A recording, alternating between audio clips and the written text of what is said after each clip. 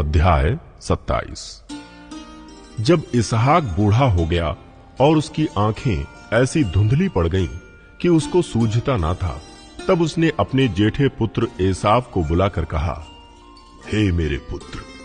उसने कहा, क्या आज्ञा? उसने कहा, सुन, मैं तो बूढ़ा हो गया हूं और नहीं जानता कि मेरी मृत्यु का दिन कब होगा। इसलिए अब तू अपना तरकश और धनुष आदि हथियार लेकर मैदान में जा और मेरे लिए अहेर कर ले आ। तब मेरी रुचि के अनुसार स्वादिष्ट भोजन बनाकर मेरे पास ले आना कि मैं उसे खाकर मरने से पहले तुझे जी भर के आशीर्वाद दूं।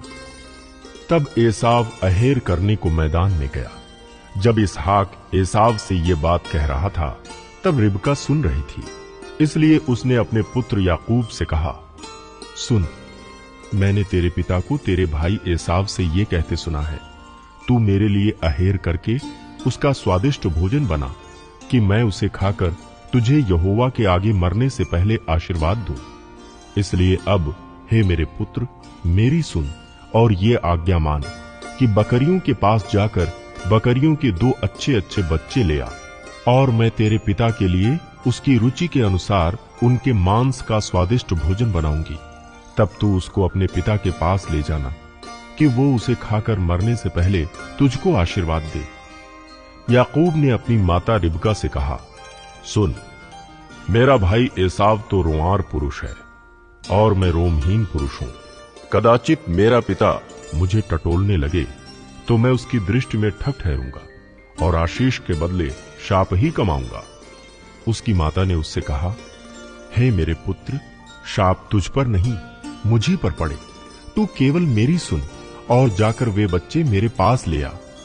तब याकूब जाकर उनको अपनी माता के पास ले आया और माता ने उसके पिता की रुचि के अनुसार स्वादिष्ट भोजन बना दिया। तब रिबका ने अपने पहलौठे पुत्र एसाव के सुंदर वस्त्र जो उसके पास घर में थे लेकर अपने छोटे पुत्र याकूब को पहना दिए और बकरियों के बच्चों की खालों को उसके हाथों में और उसके चिकने गले में लपेट दिया, और वो स्वादिष्ट भोजन और अपनी बनाई हुई रोटी भी अपने पुत्र याकूब के हाथ में दे दी। तब वो अपने पिता के पास गया और कहा, हे मेरे पिता। उसने कहा, क्या बात है? हे मेरे पुत्र, तू कौन है?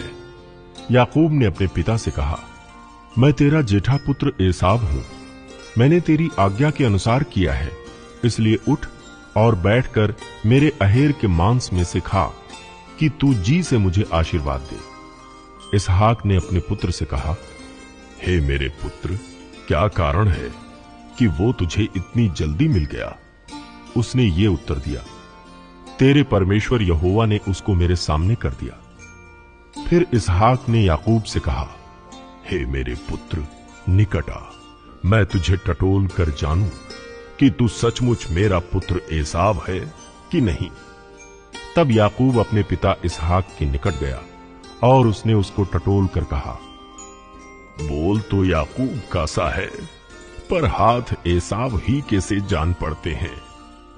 और उसने उसको नहीं पहचाना, क्योंकि उसके हाथ उसके भाई के से रोंआर थे। अतः उसने उसको आशीर्वाद दिया और उसने पूछा, क्या तू सचमुच मेरा पुत्र एसाव है? उसने कहा, हां, मैं हूं। तब उसने कहा, भोजन को मेरे निकट ले आ कि मैं अपने पुत्र के अहेर के मांस में से खाकर तुझे जी से आशीर्वाद दूं।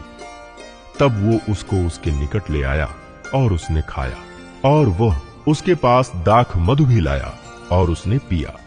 तब उसके पिता इसहाक ने उससे कहा, हे मेरे पुत्र, निकट आकर मुझे चूम।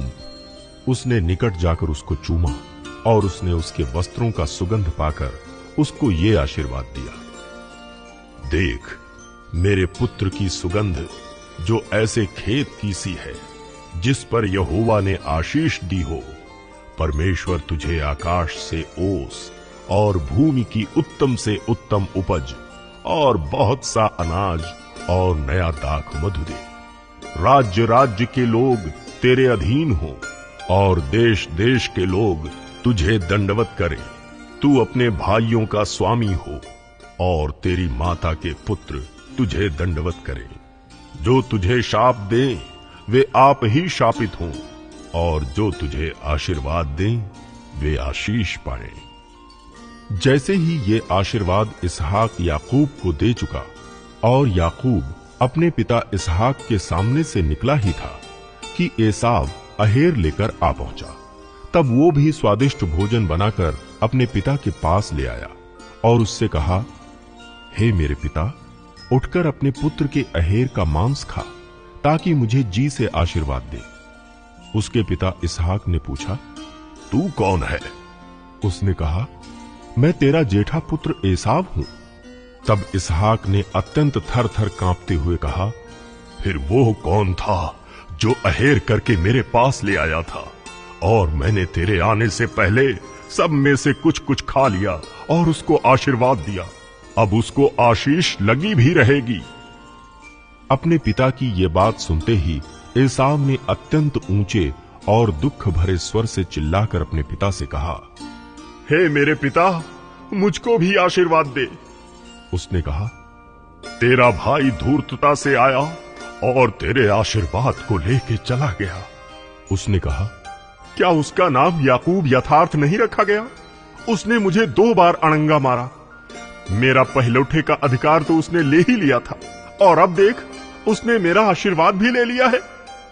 फिर उसने कहा, क्या तूने मेरे लिए भी कोई आशीर्वाद नहीं सोच रखा है? इसहाक ने एसाव को उत्तर देकर कहा, सुन, मैंने उसको तेरा स्वामी ठहराया और उसके सब भाइयों को उसके अधीन कर दिया, और अनाज और नया दाख मधु देकर उसको पुष्ट किया है। इसलिए अब हे मेरे पुत्र, मैं तेरे लिए क्या करूं? एसाव ने अपने पिता से कहा, हे मेरे पिता, क्या तेरे मन में एक ही आशीर्वाद है? हे मेरे पिता, मुझको भी आशीर्वाद दे। यूं कहकर एसाव फूट फूट के रोया। उसके पिता इसहाक ने उससे कहा, सुन, तेरा निवास उपजाऊ भूमि से दूर हो और ऊपर से आकाश की ओस उस पर ना पड़े। तू अपनी तलवार के बल से जीवित रहे और अपने भाई के अधीन तो हो, पर जब तू स्वाधीन हो जाएगा तब उसके जुए को अपने कंधे पर से तोड़ फेंके। एसाव ने तो याकूब से अपने पिता के दिए हुए आशीर्वाद के कारण बैर रखा और उसने सोचा, मेरे पिता के अंतकाल का दिन निकट है, फिर मैं अपने भाई याकूब को घात करूंगा। जब रिबका को उसके पहलौठे पुत्र एसाव की ये बातें बताई गई, तब उसने अपने छोटे पुत्र याकूब को बुलाकर कहा, सुन, तेरा भाई एसाव तुझे घात करने के लिए अपने मन में धीरज रखे हुए है। इसलिए अब हे मेरे पुत्र, मेरी सुन और हारान को मेरे भाई लाबान के पास भाग जा, और थोड़े दिन तक, अर्थात जब तक तेरे भाई का क्रोध न उतरे तब तक उसी के पास रहना। फिर जब तेरे भाई का क्रोध तुझ पर से उतरे और जो काम तूने उससे किया है उसको वो भूल जाए, तब मैं तुझे वहां से बुलवा भेजूंगी। ऐसा क्यों हो कि एक ही दिन में मुझे तुम दोनों से रहित होना पड़े। फिर रिबका ने इसहाक से कहा, हित्ती लड़कियों के कारण मैं अपने प्राण से घिन करती हूं, इसलिए यदि ऐसी हित्ती लड़कियों में से जैसी इस देश की लड़कियां हैं, याकूब भी एक से कहीं विवाह कर ले तो मेरे जीवन में क्या लाभ होगा?